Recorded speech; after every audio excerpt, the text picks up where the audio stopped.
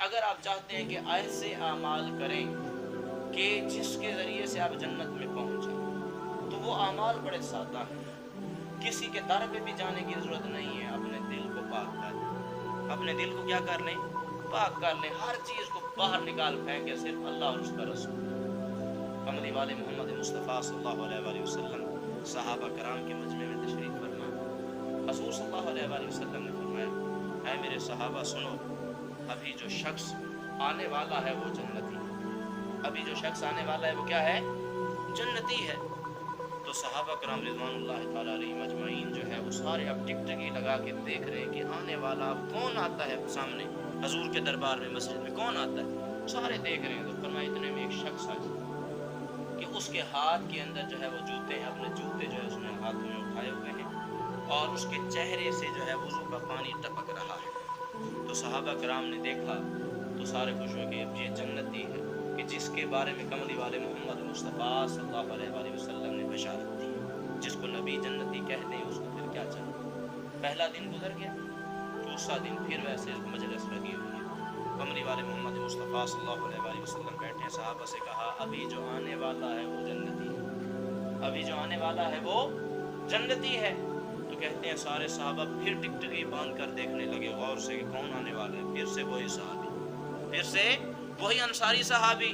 صحابہ کرام حیران، کل بھی اسی کو جنت کی خوشخبری ملی، آج پھر سے جنت کی خوشخبری مل گئی. پھر کہتے ہیں دوسرا دن جو گزر گیا، پھر تیسرا دن آیا، پھر مجلس لگی. حضور نے پھر وہی الفاظ فرمایا کہ ابھی جو مجلس میں آنے والا ہے وہ جنتی. تو کہتے ہیں پھر سے وہی صحابی آئے، وہی انصاری صحابی. تو حضرت عمر بن عاص رضی اللہ تعالیٰ عنہ، حضرت جو حضور کے صحابی ہیں، کہتے 3 دن جو ہے ہم نے حضور کی زبان سے سنا کہ آنے والا جنتی ہے، اور تینوں دن ایک ہی شخص آیا. تینوں دن ایک ہی شخص آیا، اس کو جنت کی خوشخبری ملی ہے. تو حضرت عمر بن عاص جو ہے سیدھا مجلس سے اٹھے. وہ صحابی جیسے ہی گھر کو لوٹا اس کے پیچھے پیچھے، اس کے پیچھے پیچھے. تو جیسے ہی وہ گھر میں پہنچا تو عمر بن عاص بھی وہاں پہ پہنچ گئے. تو حضرت عمر بن عاص نے نیت یہ کی کہ میں اس کے گھر رہوں گا، میں دیکھوں یہ کون سا ایسا عمل کرتا ہے، کون سی ایسی اس کے پاس نیکی ہے کہ جو یہ نیکی کر کے جو ہے کیا کر رہا ہے کہ جس نے جنت ہی خرید لی. کہ 3 دن ہی کہ محمد مصطفیٰ نے اس کے لیے خوشخبری سنا دی. تو کہتے ہیں کہ جا کے حضرت عمر بن عاص صحابی سے ملے اور انہیں کہا کہ میں آپ کے پاس کچھ دن رہنا چاہتا ہوں. تو صحابی نے کہا کہ بسم اللہ، آپ مہمان رہیں. کہتے ہیں کہ پہلا دن گزارا، دوسرا گزارا، تیسرا گزرا، کئی دن گزر گئے. کئی دن گزرنے کے بعد حضرت عمر بن عاص نے اس کو دیکھا کہ وہ کوئی ایسا عمل ہی نہیں کرتا. رات کو پوری رات کھڑے ہو کے کوئی قرآن خوانی بھی نہیں کرتا، تہجدیں بھی بڑی لمبی نوافل بھی نہیں پڑھتا. رات کو میں نے دیکھا حضرت عمر بن عاص کہتے ہیں صرف اور صرف وہ آ کے سو جاتا ہے، جب کروٹ بدلتا ہے تو اللہ کا ذکر کرتا ہے، بس اللہ کا نام لے لیتا ہے. کروٹ ادھر بدلی تو اللہ کہہ دیا، ادھر کہا اللہ کہہ دیا، اللہ کا ذکر کرتے ہوئے سو جاؤ. اس کے علاوہ اور کوئی چیز نہیں دیکھی. کہتے ہیں کافی دنوں کے بعد آخر رہا آ گیا، پوچھ ہی لیا کہ میں نے کہا ذرا بتائیے، مہربانی فرمائیے، میں اس وجہ سے آپ کے پاس رہا، کتنے دنوں سے آپ کے گھر میں رہ رہا ہوں، مہمان بنا ہوں، کہ کون سی ایسی بات ہے، کون سا ایسا عمل ہے کہ 3 دن کملی والے محمد مصطفیٰ نے جنت کی خوشخبری دی اور ہر دن آنے والا تو صحابی تھا.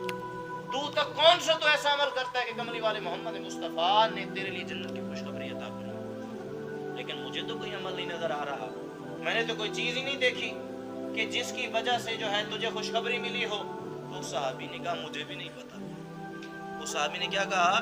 مجھے بھی نہیں پتا کہ میرے کون سے عمل کی وجہ سے جو ہے رب ذوالجلال نے جو ہے کملی والے محمد مصطفیٰ کی زبان سے جنت کی خوشخبری سنائی، مجھے نہیں پتا. تو صحابی نے کہا کوئی تو عمل ہوگا. عمر بن عاص نے کہا کوئی تو ایسا عمل ہوگا، ذرا بتاؤ تو صحیح، کوئی اور عمل کرتے. اس نے کہا کوئی اور تو نہیں کرتا، بس اتنی سی بات ہے کہ میرے دل کے اندر کسی کے لیے کھوٹ نہیں، میرے دل کے اندر کسی کے لیے نفرت نہیں ہے، میرا دل پاک ہے، اور نہ ہی آج دن تک میں نے کسی سے حسد کیا ہے، میرے دل میں کوئی حسد نہیں، کسی سے جلتا نہیں، بس ان 2 باتوں کے علاوہ اور کچھ نہیں. تو عمر بن عاص نے یہی 2 باتیں، جس کا دل ہی ان چیزوں سے پاک ہو، جس کے دل میں اللہ اور اس کا رسول ہو، دین ہو، قرآن ہو، سنت ہو، سنت رسول ہو، تو فرمایا پھر اس کو اور کیا چاہیے.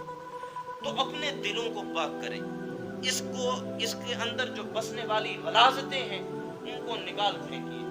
یہ جب نکل جائیں گے تو پھر اس وقت جب دل پاک ہو جائے گا تو پھر آپ کا ہر کام کرنے کے اندر دل لگے گا.